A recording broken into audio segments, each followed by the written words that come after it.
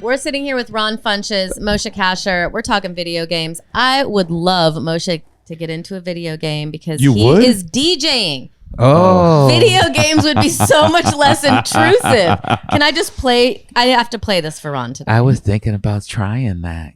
It is dude, I got you, insane. Man. No, you were wait. thinking about getting into it? Yeah. What would you Hold play? You know, just break beats and just trying to mix up some like classic beats with new lyrics that This I like. is Moshe this afternoon. I was trying to get ready Play to it into go the smoke. mic. It's like 11 a.m. With my daughter, bonding. Yeah, that sounds. Yes, exactly. You're showing it to Ron like he's going to be on your side. What is this No. music? What do you mean? What? It's dance music. I know, but it's just funny because it's like it should be. It's No. like music you play on New Year's Eve, and it's like it's like 11 a.m. and I'm like trying to get ready to go to a book club. It's Ron, we were just talking about video games. You're a big gamer, and we played together. And I think you bullied me a little bit. A little. Yeah, and to be honest, I am so bad at specifically first-person shooters that I deserved it, but I did expect more from you. But you were saying you play in the new Call of Duty. Do you know? I was just talking to some friends about this. That Call of Duty is it is a bad like in progressive circles, people are anti. Do you know about this? No. The Call of Duty. You know, there's a lot of things that progressives don't like. Yeah. One of those is Call of Duty. That doesn't seem very progressive. What just well, I don't progress. I mean, but do they like other video games that? They're fine with other video games. Yes. Why do they hate Call of Duty? A few reasons. I think part of it is that a lot of the warfare. Call of Duty is like a war game, right? And it's very realistic, and you're like, holding a gun and running through. I don't know if I'd call it realistic. Sometimes people explode into paint cans. Okay, well, I don't know war. They basically say that Call of Duty. First of all, a lot of it is in like the Middle East, like an unclear middle. Some of it's a straight up will be in Iraq, right? Yeah. So that's part of it. That it's like it's bad for that reason that you're taking real terrible pain and locations of actual war zones, and also, but mostly, Call of Duty. They say recruits in the chat. That people are The U.S. Army. I'm sorry, the Army recruits in the Call of Duty chat. Oh, okay. I thought you meant like MAGA, because I would agree with that. Is it pretty right wing in there? Oh yeah, that's how I knew who was going to win the election. You were seeing a lot of clan tags. People can tag what they like, who they represent, and you see Trump tag, Trump tag, Trump. No Harris tag. You didn't see a lot of Harris in those. Didn't see a one. Maybe that's it. Maybe if more progressives got into playing Call of Duty, There you go. you could even it out. It's the Kamala didn't go on Joe Rogan of the video game community. Truly. Kamala didn't play Call of Duty, and she should have. Did Joe not invite her? Joe, I don't know. Apparently, yes, there was an invitation extended, and she did not take him up on that. And a lot of people say that was a huge mistake. But I think proof's in the pudding. he would have swung. She would have swung them over. She would have won. She definitely would have won. Well, now liberals are just fighting because like he won by a landslide, so everyone's just trying to blame everybody. Yeah. Well, Ron, it's great to have you here on Good the to podcast. see you both. A return. Yeah. Well, I just enjoy you. I mean, I see Natasha all the time. What do you? Because she's on We were just game on- shows and that's stuff. We were that on a do TV show together with Travis Did a press Kelce. run together. That's right. You guys were doing Zoom press and stuff. You were like Travis Kelce's favorite contestant. Yes, I agree with that. Have you been texting him? He got me into a football game. He did. Yeah. Wait, so did you reach out and you were like, "Hey, well, man"? he reached out first. I was going to do shows in Kansas City, and then he just DM'd me on Instagram and was like, "Hey, man, I hear you're coming to town. Cool. Let me know if you need anything." And I didn't know what that meant. And then I figured out they had a game, and so I texted him the day before Thanksgiving, and I was like, "Hey, I probably realized that this is not a good time. But if that offer is still available, me and my openers that are traveling with me would love to come to a game. And he got us all tickets. My son went with us as well. And then the coolest part is that about an hour and a half before the game, I get another DM, and it's just him, and it's like, hey man, I'm going into game mode, turn off my phone. But before I do, I just want to make sure you and your friends got in okay. That's nice. Aww, we love him. He's the sweetest, right? And we wanted to hate him. Also, but you couldn't. I want to go into game mode. Yes. Right before a show. I'm about to go into game mode, but did the St. Louis Improv get you in on the guest list? Now, did he DM you at all? No, but Ron was there the entire Any DMs? time. Did you get even one DM? I got a picture. I don't think you want from the That's way true. Natasha You're right. reacted when he hugged her. I don't think you want these DMs. That's a fair point. That's a fair point, Ron. I'm like roasting her. Did that strapping hunk of a man, one of the hottest men in America, did he slide in your DMs? Ha! If you don't know what we're talking about the show, Are You Smarter Than a Celebrity? Ron. Prime Video. On Prime Video. New episodes drop every Wednesday. Ron and I are both on this.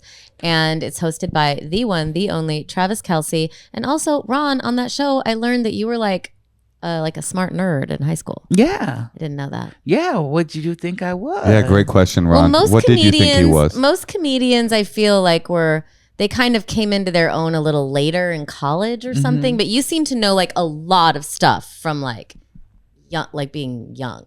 I just have general knowledge base. I think I have a jack of all trades, not really a master of much.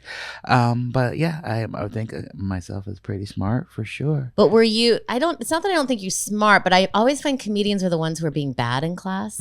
But were you a bad kid? Were you a class clown? No. He knew so much stuff. There's no way he could have been a class clown. No, you can be both. You can be No a way. Jeopardy champ and have been a bad boy in middle school. No way. No? No, I was pretty good in school up until like high school actually, and then like Found I was marijuana. good in not even really marijuana. I was just bored. I never was a fan of busy work. If you gave me stuff that I like, still to this day, it's like if I don't respect you, it shows. If you give me like, I just don't like it, and so I would fail at those things. But things that I was getting challenged at, like I was in like advanced placement English or science classes, and I would do well in those. But if it was something I didn't care about, I didn't focus on it. I would literally walk into a science class or any math class and just check out like the second I walked in. Like I was just like, I do not have the patience or attention. And it is hard having a kid because like. Or you're trying to convince your kid to care about things that you didn't care about when you were young. I have that. Have you had that? Or what do you tell your kids about stuff like that? In what regard? Well, like, I'm trying to tell like my kid like, oh, math is really important. It's never been important to me. Oh yeah. It's an open lie. But I do think it would be great if she loved it. I haven't gotten there yet, just mostly because I guess just sometimes with health things, like my oldest son, trying to get him to eat right and eat healthier.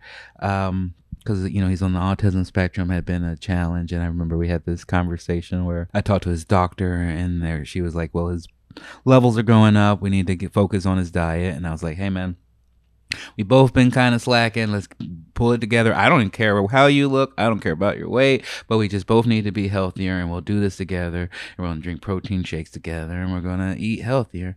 And then he just looks me in the eyes and just goes, "I don't give a fuck."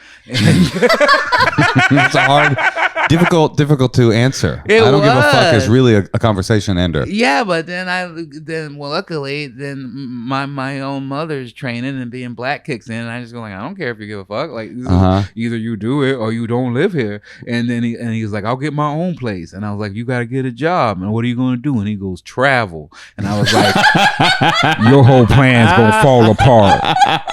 You know what though?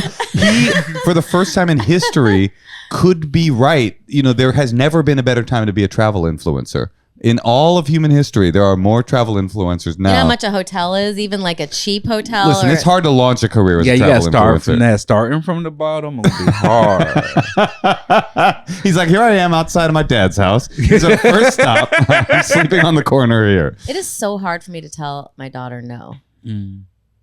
It's like, it's such a challenge. Sometimes I like it. Do you do it just to do it sometimes? We're No. like, if you don't listen to me, this. I don't mean it like to be cruel. I find myself sometimes saying no to my kid not because I actually care about the topic, but because I know that the no is good for her to not experience just a yes. Does that make sense? Yeah, no, I understand that. Sometimes just instilling some discipline or just letting them know that they don't always get their way, I think is important.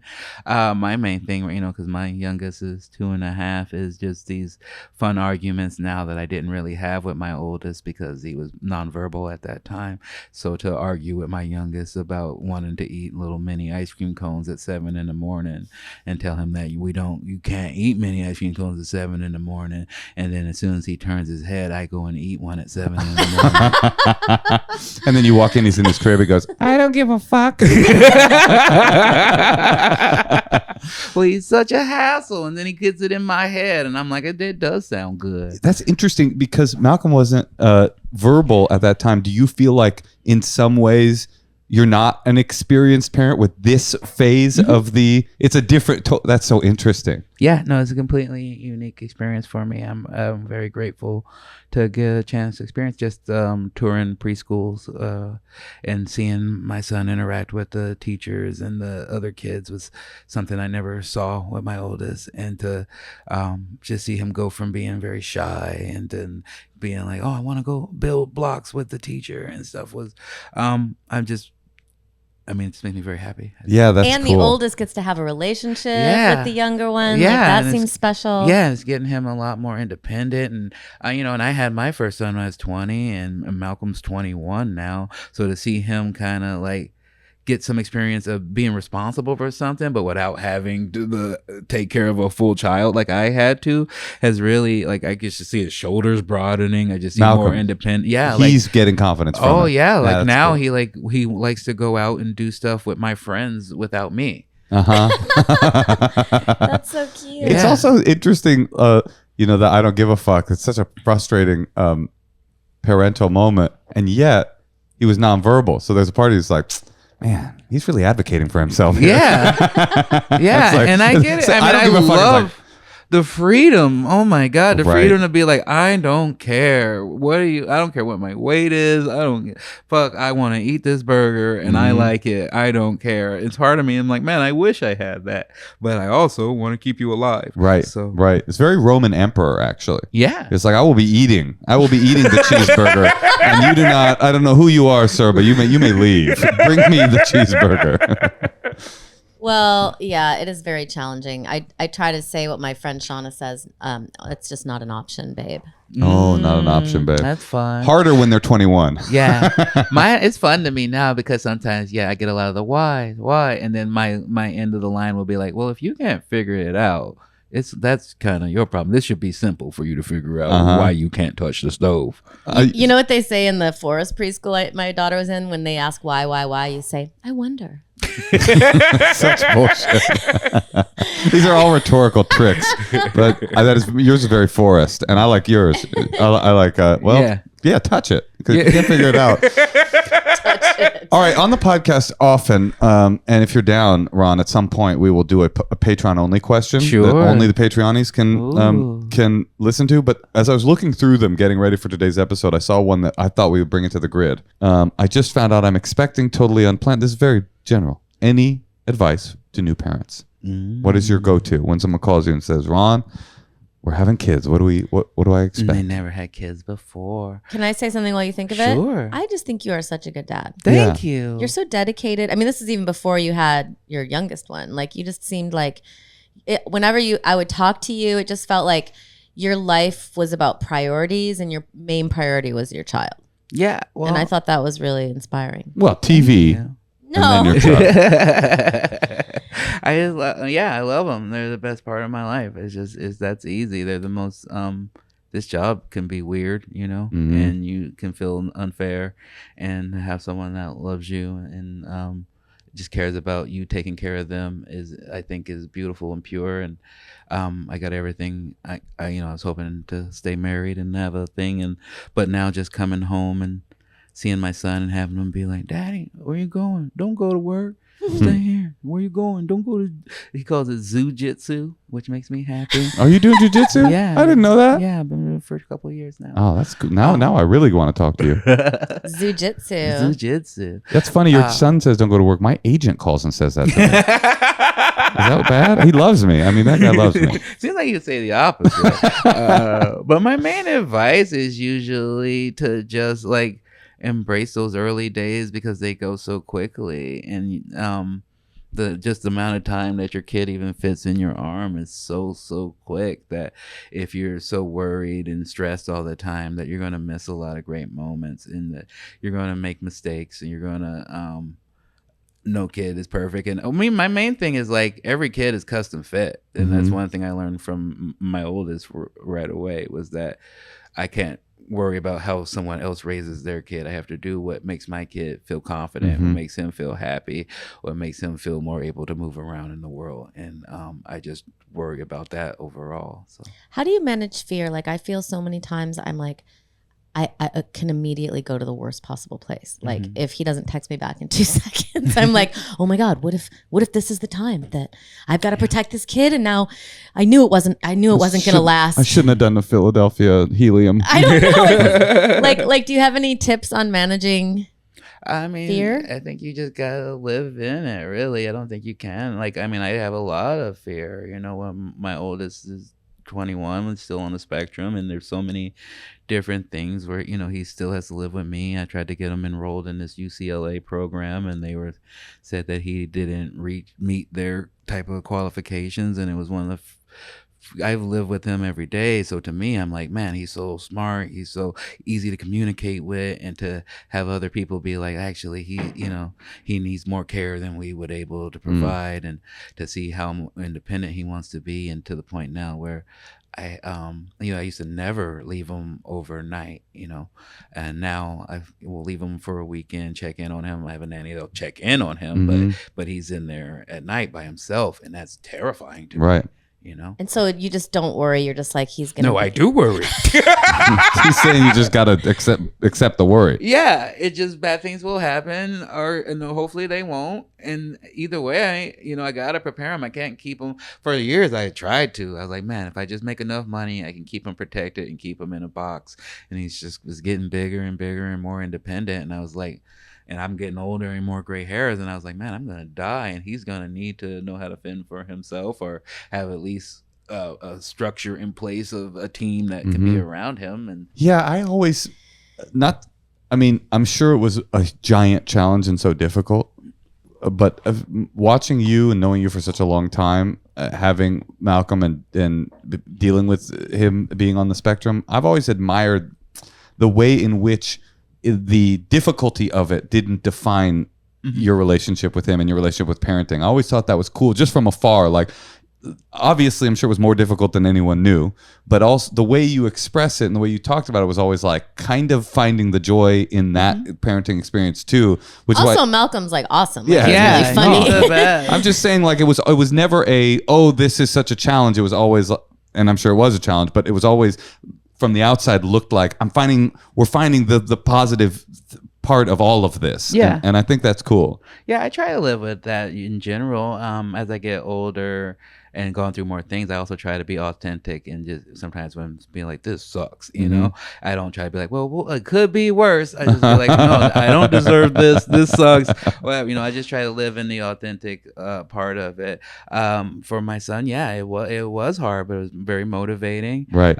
Pushed me to be where I am, and now I love that I'm being able to provide for him and give him a great life. And now you guys are like he hangs out with your friends. He hangs out with my he's friends. on Call of Duty with you. All the time. He's hanging out. He just goes on the road. We go to strip clubs together. There we go. He's just a fun guy. That's where he gives a fuck. Yeah, that is where he gives a fuck. No, he sent me a list today. My last few texts are just different strip clubs he wants to go to while I'm on the road. Oh, that's funny. Yeah. Dude, yeah, but what you said about them growing so quickly, like, man, it's so true, and it's so cliche, but it's so true. Their cliche is so true. Like, I was with my daughter this weekend, and she's still a little kid, but she's just a kid now.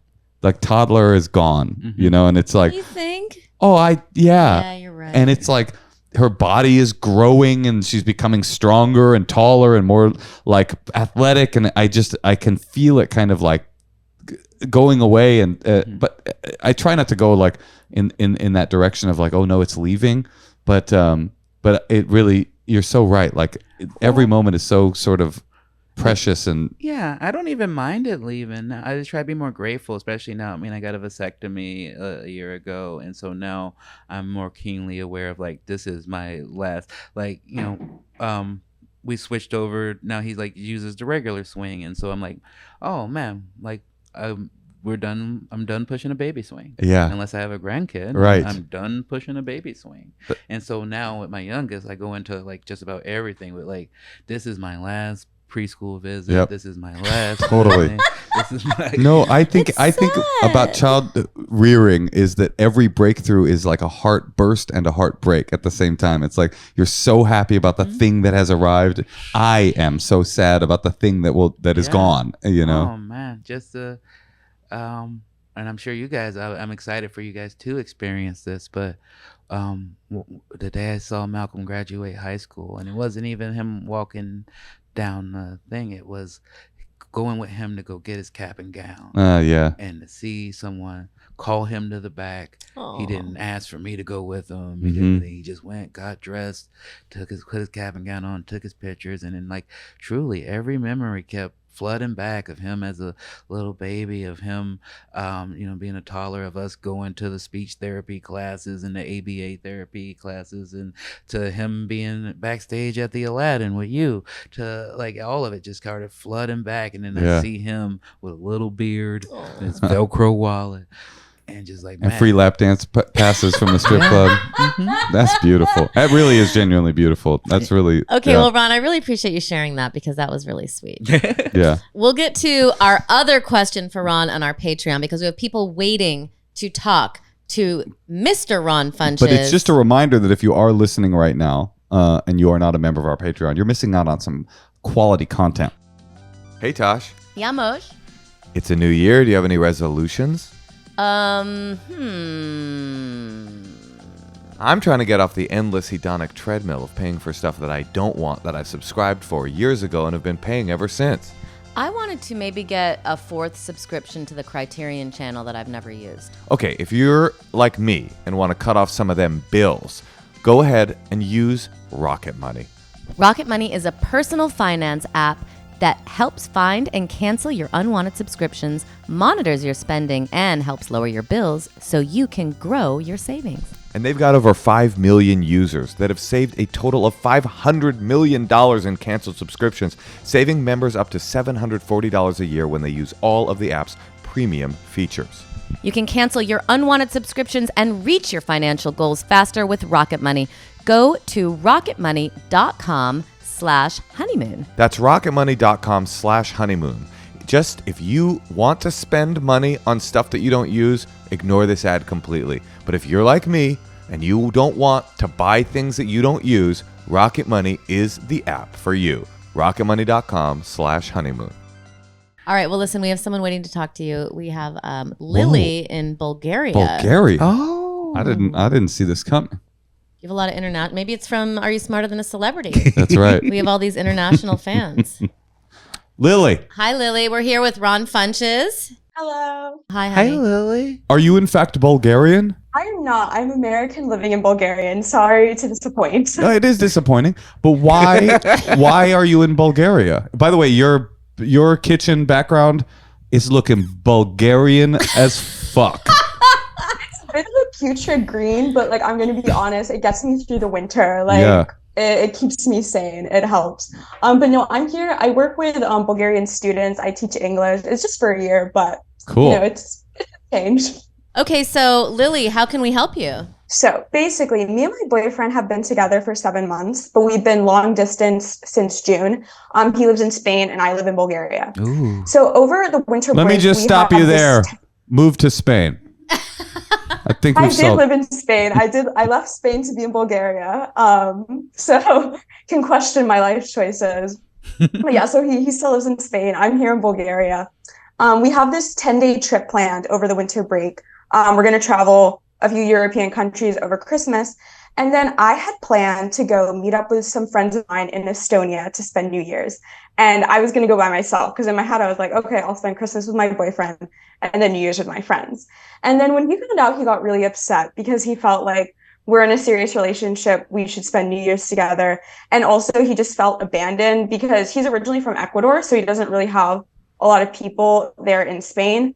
So I felt bad. And like, I wanted to have my cake and eat it too. Like I wanted to have this trip with my friends, and I also wanted to have my boyfriend there. So I ended up inviting him on this trip to Estonia.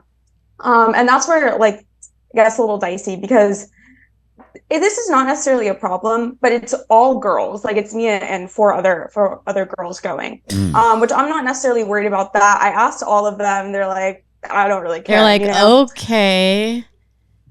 Yeah, it's like a super intimate trip or anything. Like there are enough people going. But then he does not speak English. Like we communicate in Spanish. He's not really like in a place to have like a full fluent conversation. So my question is, like, how horrible is this trip going to be? And based on Ron's reaction, I think you have the answer. Like, how do I make him feel included despite the language barrier? And like, also, how do I?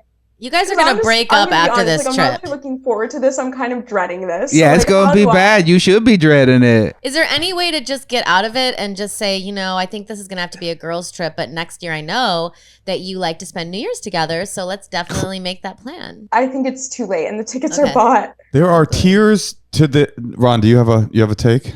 No, I mean, either I would get out of it. That's eat the cost of the tickets and just because, or it's just know you're gonna settle into a horrible situation because you're asking, is there any way that you can help a guy feel more comfortable in a position where he doesn't know anyone, does not speak the same language as you, and doesn't want you to even be there with them? Oh, and I'll add one more thing. It would be weird and awkward and uncomfortable if the guy was fluent in English. This would have been a bad trip with full English speaking. When you bring a +1 guy on a 4-person girls trip, it already would have been bad. But now he's going to be sitting at the back of the cafe, just like shuffling his feet and trying to find somebody who speaks Spanish. I mean, it's crazy. This would be a good like rom-com though. Yeah, I want to watch it. Yeah. I do want to watch it, but I feel bad that you're about to go through it. Well, one thing, if he wanted to come. Of course he wants to come. Do this? No, he wants to come because he thinks that you're going to sleep with other people on this trip. That is the other thing. I wasn't even with him. I was with him until I found out it was a girls' trip. And then it started to feel emotionally manipulative. Yeah, because why does he, imagine, I don't know, would either of you want to go on a girls' trip? No. Even with a wife or something. Like never. It's a little not in a million years. Pushy. Like if for lack of a if better I was word. dating someone long distance and she was going on a big like Estonian like spring break thing with guys and girls, I guess I could kind of see myself going, I wanted to spend New Year's with you. It's not cool for you to do that and not invite me. But the fact that it's a girls' trip, I think Ron's right. It's like it couldn't be anything but jealousy and like you're not going to behave yourself on this trip because it's such a benign thing that you're doing. It'd be one thing if you weren't spending Christmas with them, but if that should be enough. Like, I mean, I understand there's a distance already, but like if that's not enough and you have your own boundaries, you have a full life, and it's not your fault that he doesn't know people in Spain. You don't live there. It's not your fault. He can make friends. Go live his own full fucking life. I don't know. I'm sorry I don't like him, but it's real. Are you really in love with this guy, or is it feeling like it's like really this great relationship, or are you kind of already feeling a little bit of like tension? Like, you know, it goes up and down. Mm-hmm. This does not sound like that much passion to me. Yeah, I would either get rid of him now so you could have a fun trip and not ruin it for your friends, or just know that your trip's going to be shitty and then your friends are going to be kind of mad at you because you also kind of ruined their trip. Ooh, I have an idea. To be fair, it's not like we're all best friends. All right, well then fuck them then. Well then fuck them bitches then. Ruin they trip then. Well, Lily, we're being. What if you just buy them dinner? You might have to buy every dinner. That's a funny idea. I know I did bring a man on our girls trip, but I will be buying literally every dinner we have. Listen, we're being harsh, but can't even. you should pay attention to the fact that all three of us had the exact same reaction to the information shared.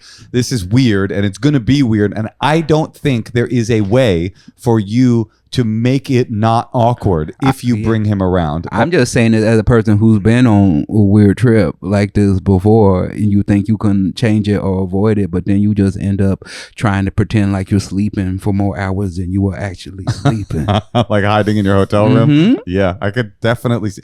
Basically, you have two options. You can go see Estonia with your boyfriend and drop in on your girls for dinner every night, or you can do the regular trip with the boy, and it's going to be a terrible trip, and it's going to be weird. And it'll be weird. Option A will be weird, but I think it's less weird, where you just go for, yes? I was going to say, try to plan things that are really loud in a nightclub. That's a great idea. Because that's more just like, let it out. You guys are young, dance. Like that's something he could, the more nonverbal activities you can get into the itinerary, the better probably. Lily, I don't want to be too harsh, but I want you to know that there is a text chain about this, and you're not on it. What do you among your friends? Yes. And actually, strangely, they are better friends now than when this started. Because Yeah, you're going to bring them together. For sure. So that's not... For sure. They're going to be talking about this for years. Something comes out of it. Well, it'll be interesting to see how your relationship holds up among this. And I guess what you're calling for is some strategies as to how to keep it together there. And, you know, all of us kind of think, I mean, it's already, like Moshe said, completely awkward. And now the fact that he does not speak the same language as them, it just feels sends it into overdrive. Yeah. It really does. I mean, like, what do you do at dinner? You could hire a translator. That would be so funny.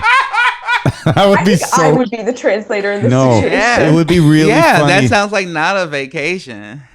Yeah, I mean, that's going to be super, super awkward. Because you're also managing his emotions. Right, and his jealousy. And he's already told you, hey, I'm a person who's jealous of your time and attention. So the more time and attention you spend on those other four girls, the more he's going to get his feelings hurt. And he's going to be more. I mean, and by the way, I know that you called just to say, how do I deal with this? And we all had this reaction. But I think the important thing it's important information that it was so obviously motivated not by his love for you, but his jealousy of you, his lack of trust. But she shouldn't tell him that. No, don't tell him. No, I'm just saying that's what that is. It's like I read it as like oh, we're in a serious relationship, like we should spend New Year's together, but you don't think that's what it is? Because this is my first like kind of long-term, like longer relationship. But okay, I understand that. It's worth a conversation with him though, and say, hey, this is my first long-term relationship. Like, what are the expectations? Like, obviously, your birthday, my birthday, but and I think also this is a good time to kind of like lay down the law a little bit as yourself and what you would like, because you might want to be beholden to him for all major holidays. You got girlfriends, you're traveling, you live in freaking Bulgaria. Obviously, you want to leave there a lot.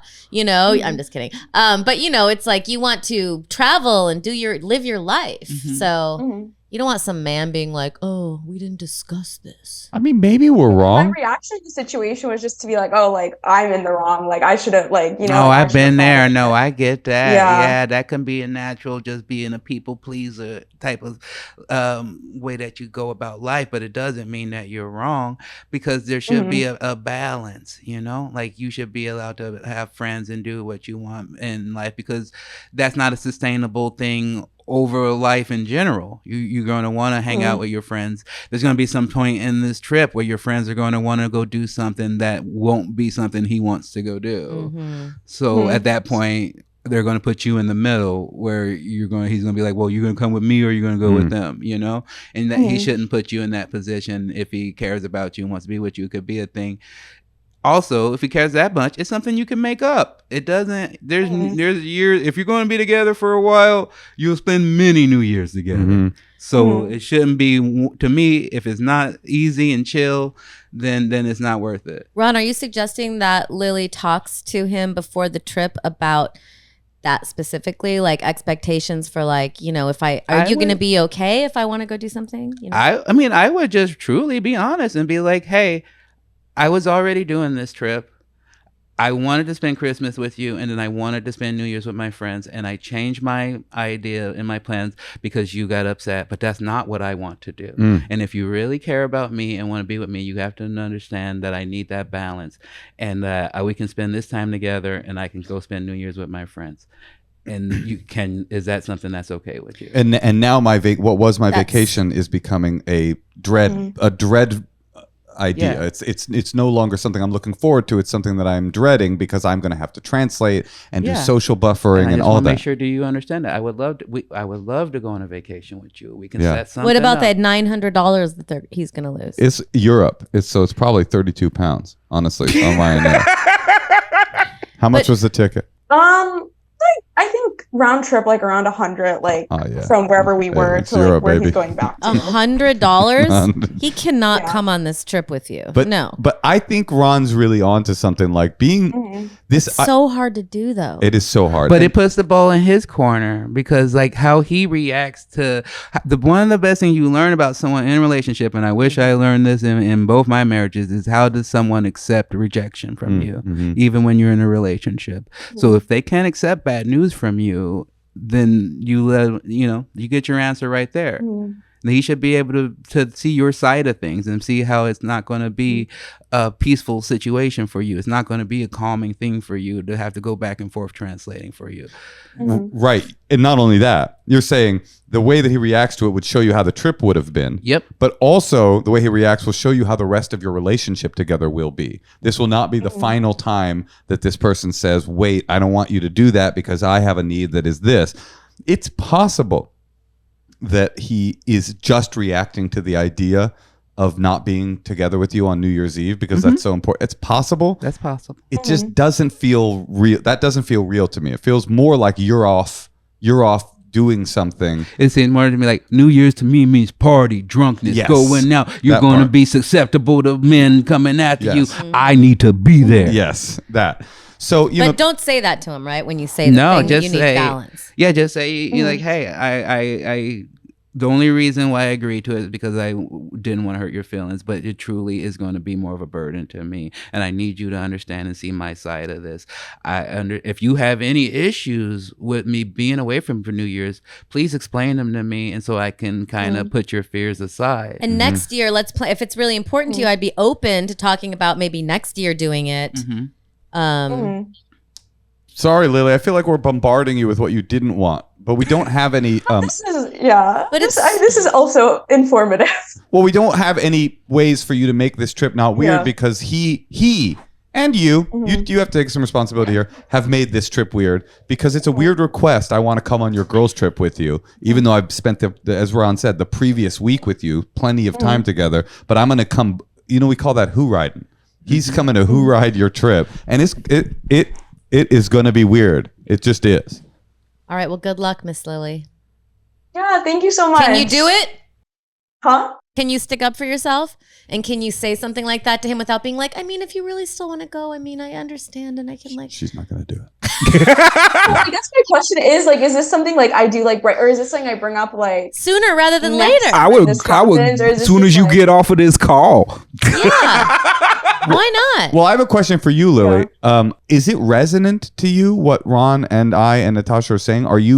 Do you think we're tripping? Like, no, he just loves New Year's. No. Or did you know in your gut this is a little bit about like control and jealousy and not trusting me fully? I'm just curious. It's kind of hard because like when you don't necessarily like speak the same native language, it's really easy to chalk some things up to like, oh, like this is like this level of miscommunication. But like having like three people like immediately have the same reaction, I'm like, oh, okay. Well, I think it's worth having a talk with him. It's $100, right? And I think that it's it's not worth throwing everything away. It's worth seeing how he responds and reacts to. Yeah, I think that's great. Like, great advice from Ron. Get the inventory now. Do it because you'll start to really get what you want in life more and quicker if you like just said what he said. But it's hard though because that's like also like a dude saying, it's always harder sometimes, like with a man. Like I feel like I immediately want to like please them or something. But the problem with people pleasing is that often it doesn't result in people being pleased. Nope. You know, it doesn't actually work out the way, you know, you think you're doing this masterful job, but in fact, what you're doing is like making one trip weird, and then you guys don't have a good time, and you don't enjoy your trip, and it's all in the service of pleasing a person but oh, you go and you do this trip, and then he has a trip with some friends, and then he don't invite you, and you're like, what the hell? And he's like, wait, these are my friends. Right. And then you have this weird type of thing going on just because you weren't authentic. And someone who's going to love you should always accept your authentic self. It's not always going to be a pretty thing, but if they should accept you for who you are. 100%. Like it might not work, what Ron's saying. You might have this conversation and his reaction will be nasty. It won't be fun, and he'll go, I can't fucking believe that you're taking back, you already invited me, but you've been, as Ron said, your true authentic self. And if he reacts that way, now you've got all this information. This is how he reacts when I'm really honest with him, and that's important information for your first relationship. Sometimes being real doesn't have good consequences, but in the long run, I would say it's the best thing to do. All right, good luck, Lily. Thank you guys. Also, sorry to be this person, but like Moshe and Natasha, I've watched you guys since I was like 16 years old. Such a fan. Thank So you. old. Yeah, Okay. I know. Bye guys. So Have a good old. day. Bye. You're awesome. Good luck. You know you've gotten that. It's crazy. I get it a lot now. Man, high school. Yeah. You dude. I used to have you ever got my parents? Like my parents were big fans of yours. I have a lot of people who come to my show who's like the mom and the daughter. Yeah, Yeah. I get a family kinda now. cool. It's fun. It's a product of doing it for a long time and not realizing you've gotten older too. Yeah. You know. Yeah, I like it though. I like it.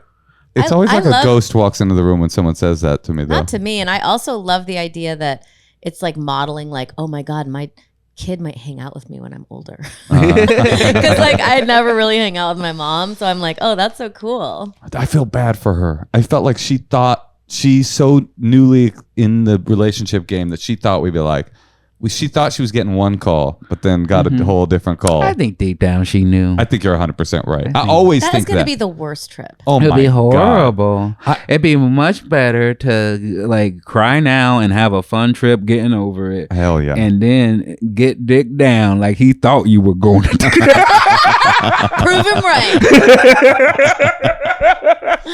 No, you're right though, Ron. I've always said that when people, 90% of the time when people call this hotline or whatever, they know the answer. They don't really need advice. They need to hear their own inner monologue repeated back to them by somebody else. Well, that's what most therapy is. Right. Hey, Tosh. Yeah, Moshe. Baby, it's cold outside. It's so cold. Your mother just texted us. We live in Los Angeles that the dogs shouldn't go outside. Well, she recommended a jacket for the dogs. Quince does not sell jackets for dogs. It sells unbelievably high quality, iconic Mongolian cashmere sweaters and so much more. But their cashmere sweaters are so comfortable and so warm. And cashmere's expensive. They start at $50. Yes, with Quince, you can treat yourself to everyday luxury at an affordable price. I also got sheets from Quince. They're gorgeous. I love them. I feel like I'm at the Four Seasons. I mean, these sheets are so luxurious. I love the way the duvet thing closes. Everything about Quince feels very like luxury, unattainable luxury, but at prices that actual people can actually afford, you know? And the way they do that is by partnering directly with top factories and cutting out the cost of the middleman, which passes on the savings to you. Whatever you're looking for, whether it's washable silk shirts, cashmere sweaters, leather handbags, those beautiful linen sheets that we sleep on every single night, do it at Quince. We've had a great time there perusing the warmth that's available to you and me. And get a discount. Treat yourself this winter without the luxury price tag. Go to quince.com/honeymoon for 365-day returns plus free shipping on your order. That's QUINCE.com/honeymoon to get free shipping and 365-day returns. Quince.com/honeymoon. Hey, Tosh. Yeah, Moshe? You know what I'm ready for? What's that? Not being a total idiot. Aw, honey, I don't know if that's ever going to happen. It is going to happen because I signed up for Masterclass, and all the most intelligent people in the world are teaching me how to be smarter than I have the capability of being. You like Masterclass, right? You know, I watched an entire masterclass yesterday by David Sedaris on humor writing, and it was so enlightening, and I don't want to give it all away, but he actually laid out a plan that I had never thought of. Did you know that he writes diary entries every day and then goes up on stage at his book tour and reads the diary entries and then edits them on stage as people are laughing, and then that is what creates his essays. That's incredible. But that makes me want to start keeping a diary, and he tells you exactly how he does it, and it was just so enlightening. I feel like I'm going to become a humorist now. You are a humorist. You're a But like write essays. Well, if you want a tip, maybe it's not about humor writing. Maybe that's not your thing. Maybe you'd like to make new habits with New York Times bestselling author James Clear. Maybe you want to improve your physical and mental well-being with leading gut health experts.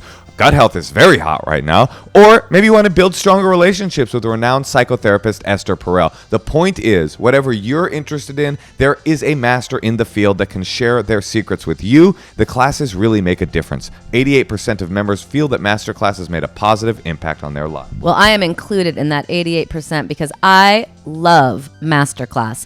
Right now, our listeners get an additional 15% off any annual membership at masterclass.com/honeymoon. That's 15% off at masterclass.com/honeymoon. Masterclass.com/honeymoon. We have Melanie from Seattle standing by, Wait, waiting. you're from Portland, right? Mm-hmm. I'm in Salem, Oregon. Oh, Salem? Yeah, but I started comedy in Portland. I just spent a month in Salem. Why? I shot a film there. Oh, really? At the Oregon School for the Deaf. Okay. Yeah, so I got to know Salem pretty well. Not much. Well, it's just Oregon is so. I don't want to talk shit. I'll probably cut this out, but Oregon is so charming. And then you get to Salem, you're like, damn, the place that Oregon forgot. Like every other place in Oregon is just like filled with charm. Yeah, no, apathy reigns, and it was super mundane. I mean, there's people. It's what I think it happens with any type of city like that. It feels like conformity really reigns, and so you either get people who fall into it 110%, or you get these freaks and weirdos who are trying to make art and trying to make things better there. And I was one of those people. So like I think Salem really helped me try to like the fact that I was actively hating it made me better. Did you have allies there, like other people who were weird artists? Yeah, we had a group of people who were doing shows, and now they have shows down there a lot. And I mean, when I go to Oregon and see how the scene has progressed in Portland, and now that Eugene has its own club, I feel partly responsible. So, You should feel partly responsible. That's You are awesome. partially responsible for sure. For sure. For Oregon, listen, we have somebody on the line. Speaking of freaks and weirdos, I want to keep talking about Oregon comedy, but we've got a freaking weirdo on the line right now. Melanie. Can you move it so Ron can see it? Just a little bit like that? Is that okay? Like that's the difference? perfect. I can't see it at all, but it's okay. Oh, you can't see. It's okay. Let's do it. Melanie, Hi, what's Melanie. Hey, how's it going? Oh man, you have crystal clear podcasting voice right now. I I am using my work headset, so it's on point right now. Sounds great. Yeah. How can we help you? You're a fellow Pacific Northwest. Is that what you call him? Pacific Northwestian. Westian. Yeah. Sasquatchian. Yeah. Ron Funches. An evergreener. We're here to help. Yeah, thanks for having me on.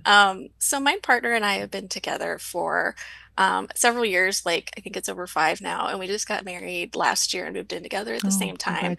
And this this entire experience has made me realize that I have misophonia because my partner, I found out, does a lot of mouth noises, like living with them. Ooh. What misophonia is the extreme aversion to mouth noises? It's not that, it's just extreme aversion to a certain type of noise. And so like you get like a really strong reaction to it. I didn't know that was a thing for me until I was exposed to all of it. And so like throat clearing, whistling through the teeth, just and he's not like super aware that he does it. So and you've never had a conversation with him about it, obviously.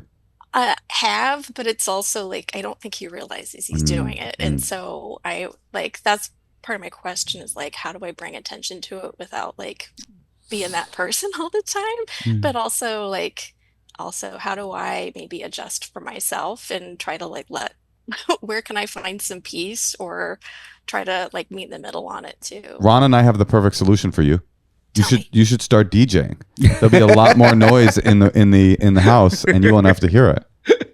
Well, That's perfect. I flew back today on a plane from Philadelphia, and the guy sitting next to me, like I was in coach, and then the middle seat was empty. And he just immediately like decided that was his space and put all his stuff there. And then he like had his feet like kind of over in my area. But it was like, and then he was making these noises with his mouth. And, you know, he was just kind of really like kind of taking like really spreading himself out all over the place. And like part of me, I think that those kind of sounds and stuff are that like I would be aware if I was making a noise. And if someone told me, I would just be aware of it. But I don't know. It's like, it almost feels like, is this bad to say, like a man thing? No, it's not a man thing. No, I think it is. You do? I think it is. Clearing your throat? Well, You yeah. clear your throat a lot, Tosh. Owning the space in your own, like. Just, it's something because my father used to always clear his throat and make these like My dad nasally too. noises, and Always. it would just disgust me and send shivers down my spine. And then now I, as a 41-year-old man, find myself in the middle of the morning doing the same thing. I don't know if it's just my nasal passages, my sinuses, things are going on.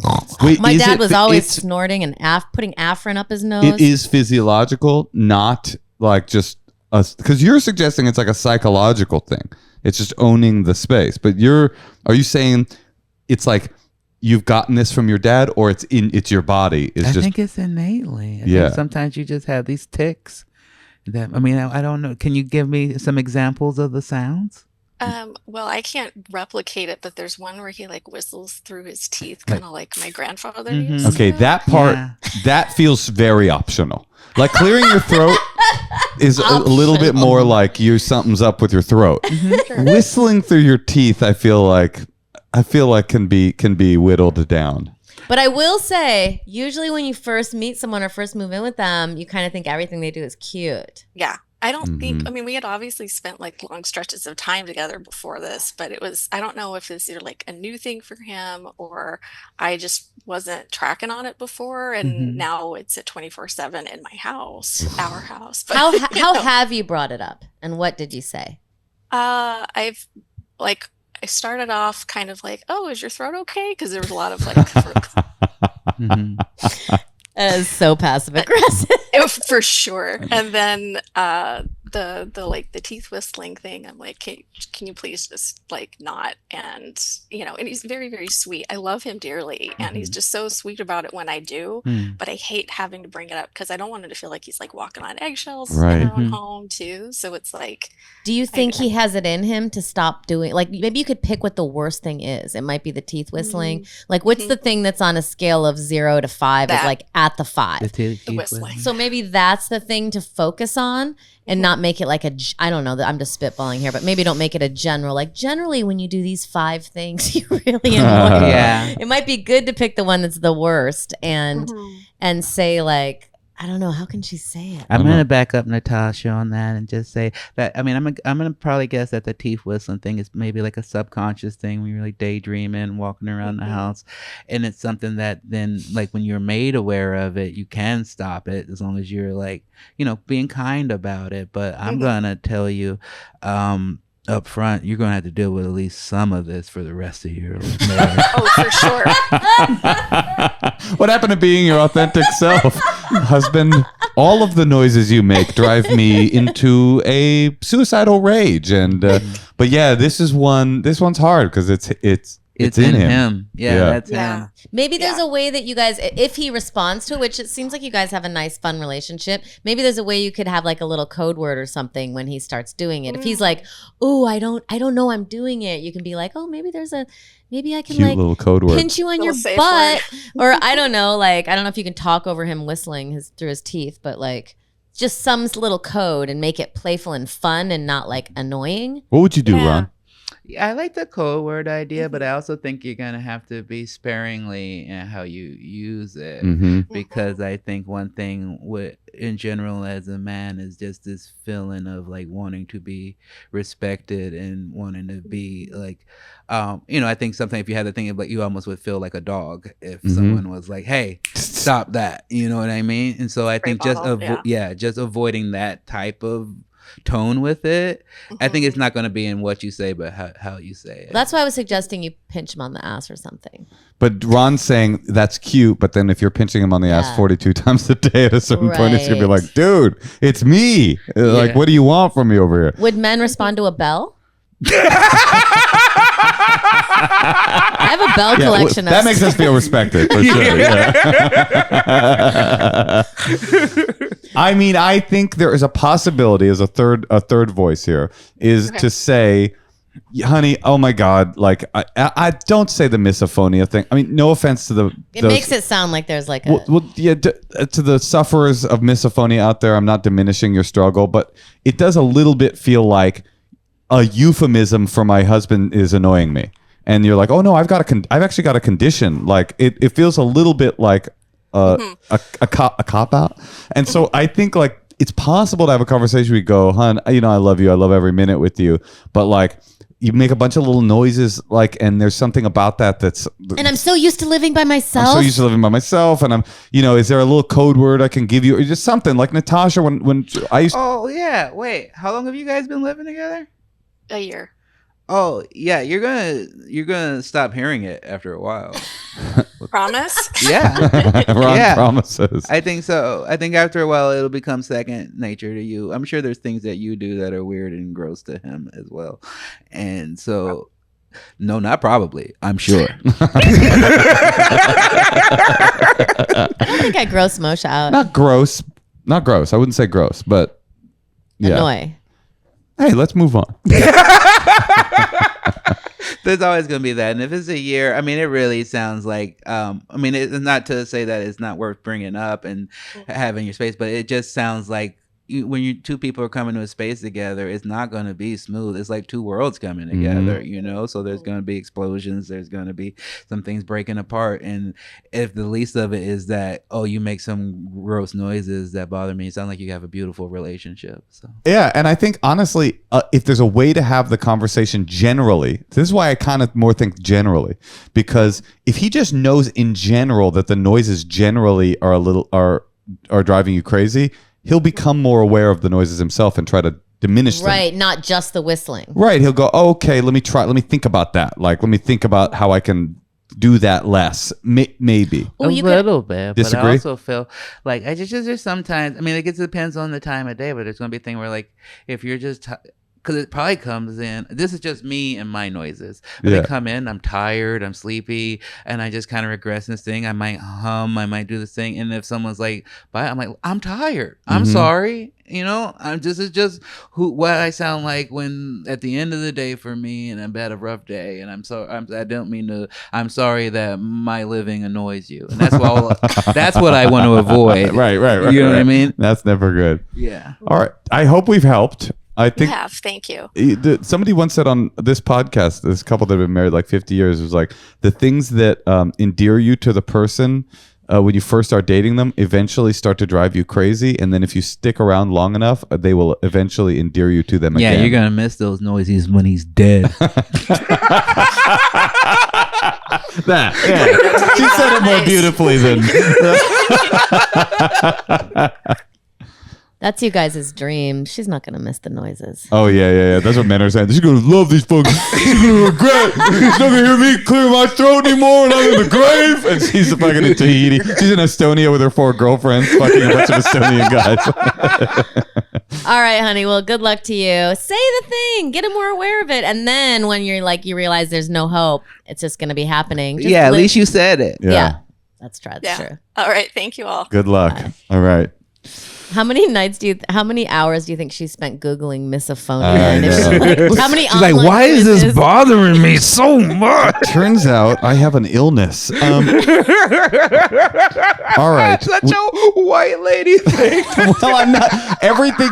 There seems to be an increasing amount of pathologies that are just describing what we used to be like. I'm a jerk. I am annoyed. I don't find that, But now it's just I'm living in my truth. I am living in this truth. Well, let's do. I don't know what happened to my stupid phone. Oh, here it is. Ron, are you down? You said you were, so we've already contractually got you here to do a question that is just for our Patreon. So if you are a Patreon subscriber, you will hear this cleverness and humor And if you are not, you're left out in the fucking cold.